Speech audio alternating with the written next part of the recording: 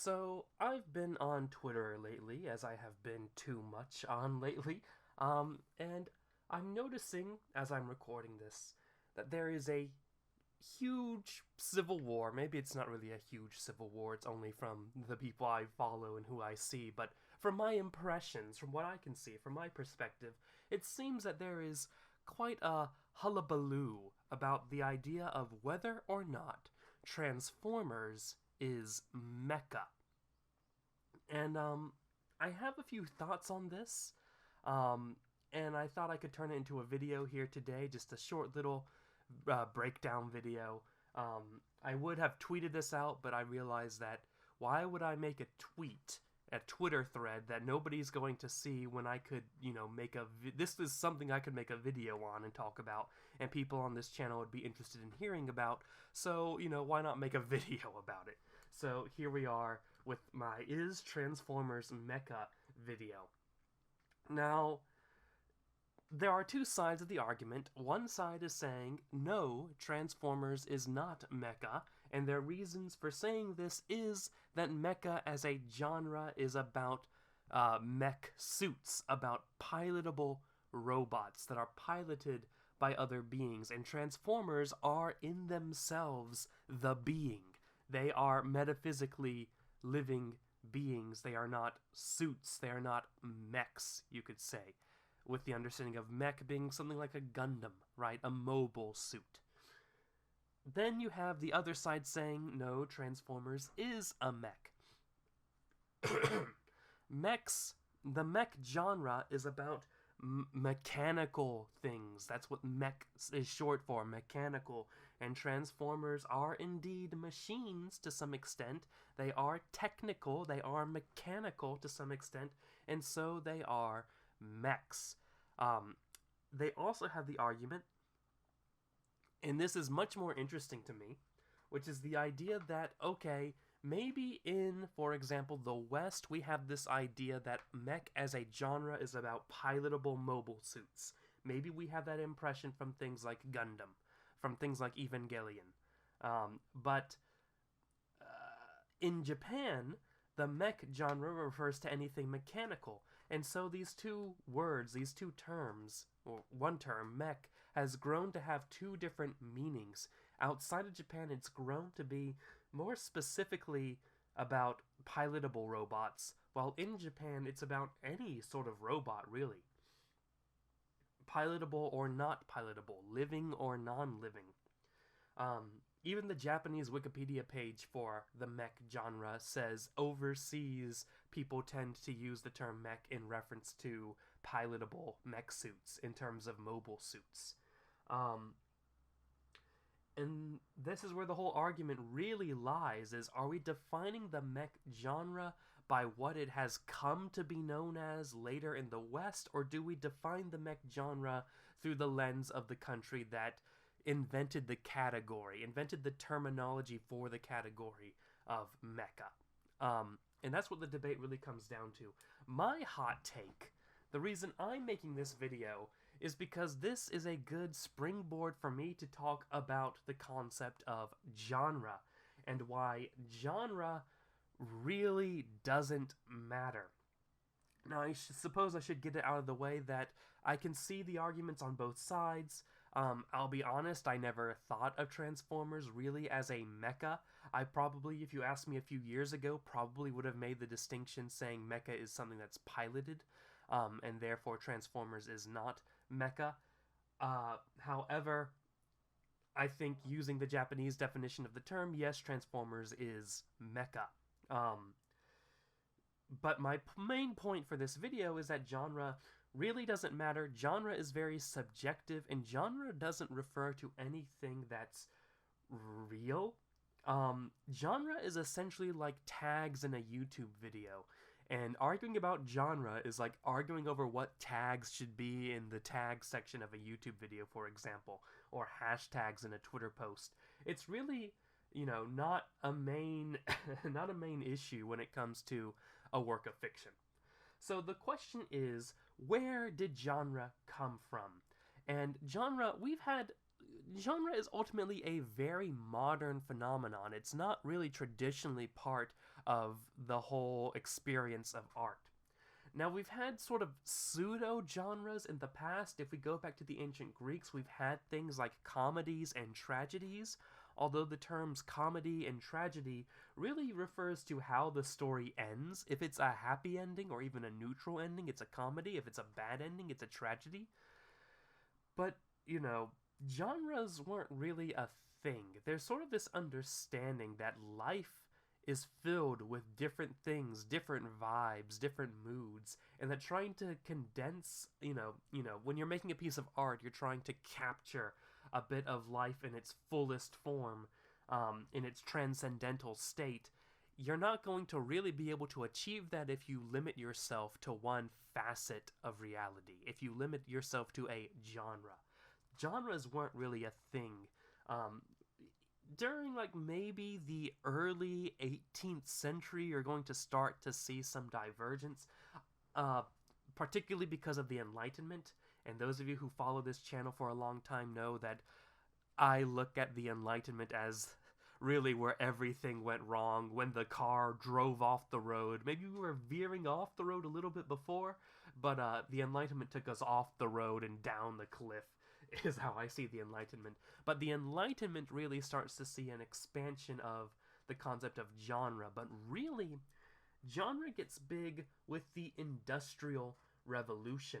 With the Industrial Revolution, we have people learning how to read at a scale much larger than before, particularly because information is more easily conveyed, communicated through the written language. The countries need people to have literary skills to participate in things like factories and jobs in order to understand instructions. You can mass produce instructions and give them to employees across the country, right?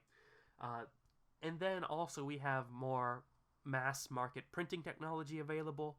And plus we have the Romantics are popping up.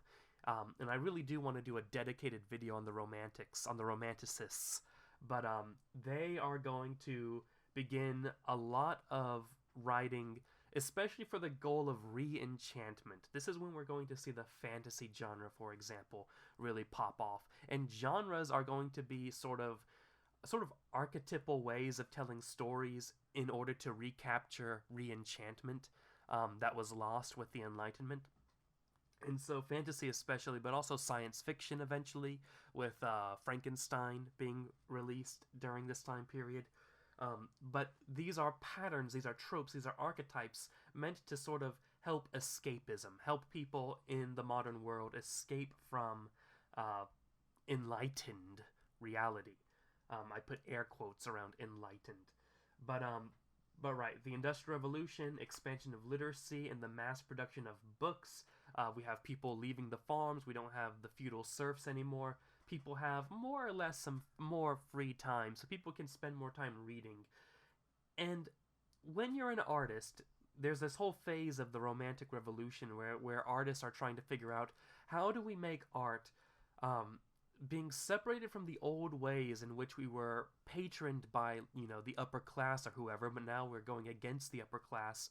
But at the same time, now we have to make our books or our art appealing to a mass market so that they will be able to purchase our art so we can eat, right? So there's sort of this two-way streak where either, if you're an artist, you're either getting patroned by the rich, which means you can't go against the rich, or you're being patroned by the masses, and you have to sort of dumb down your work for the masses, make it more appealing for the masses, make it more marketable is the big idea here.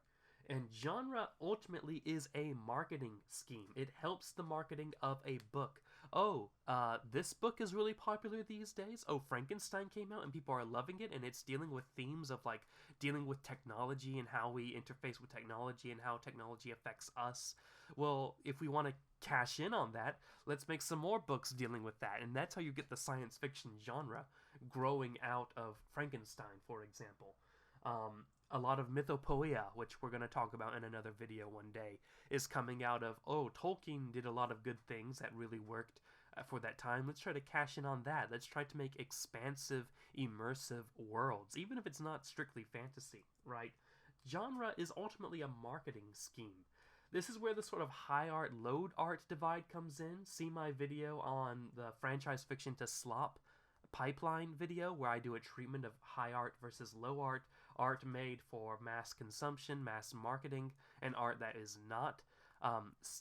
You know, when we talk about conversations like this, usually things like quality and which one you should spend your time reading comes in.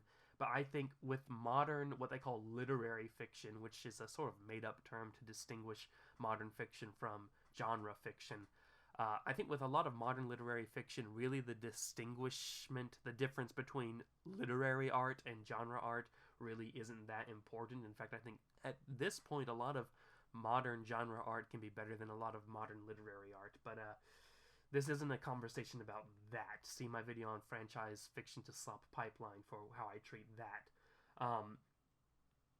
But yeah, this isn't a comment on quality or anything, but we have to understand genre fiction in its historical context, and we have to understand the development and evolution and devolution of art in order to really enjoy art to the fullest. That's one of the main ideas of this channel these days, how to enjoy art, especially modern art, to the fullest extent, using traditional principles of art enjoyment, right? The way I see it, genre should be more than tags. You know, when you turn genre into tags, genre itself really, if you lean in too much to the concept of genre, if a piece of art being a certain genre is that important to you, you're missing the forest for the trees. Haha, I remembered the saying. But genre turns art into a consumable. And one of my big things here is art is not, it should not be a consumable. But genre turns art into, you know, a food in a way. It becomes a flavor. It makes it a product. Which is why I don't really want to put too much stock into what genre or category a piece of art falls into. Once you're getting into debates like that, you're missing the forest for the trees. Though I should say, at the same time, genre can help you understand a piece of work in as much as genre typically has a set of tropes, cliches, common symbolism, and themes that are often repackaged between works within the same genre. Not always, but often. And it can make it easier to sort of analyze that art, to sort of figure out what the art is trying to say. So for example, understanding that Transformers is mecha, well, we understand a lot of tropes and themes that come with mecha, things we can see in like Gundam, for example, or Evangelion. Mecha is about war. It's about how war affects us as humans. It's about war's impact on humanity. And when the robots are alive, in the case of Transformers, the robots serve both the role as man and machine, as man and war itself. For Transformers, the Transformers can be symbols of warfare, of machines used in warfare, especially since World War I, for example. But they can also represent the humans trying to live through warfare. It really depends on the scene. It depends on the context of the story. But it's also about industrialization and technological advancement and how that's impacted us for the better or for the worst, right? And also, you know, to another extent about war's impact and technology's impact on the environment, industrialization's impact on the environment. You really see things like that in things like Beast Machines, in the running theme of how do we restore Cybertron back to life, things like that. But yeah, that's sort of my short little video here analyzing, is Transformers a mecha anime? Or let's say mecha. That's a whole nother topic. Is it an anime? That's another can of worms that I'm not ready to open on this video. Is Transformers mecha? The answer is yes, but that doesn't really mean anything, except when it does. Thank you guys so much for watching. Subscribe to the channel if you have not yet. Follow me on social media for more updates. Links are in the description. And have a great day, ladies and gentlemen.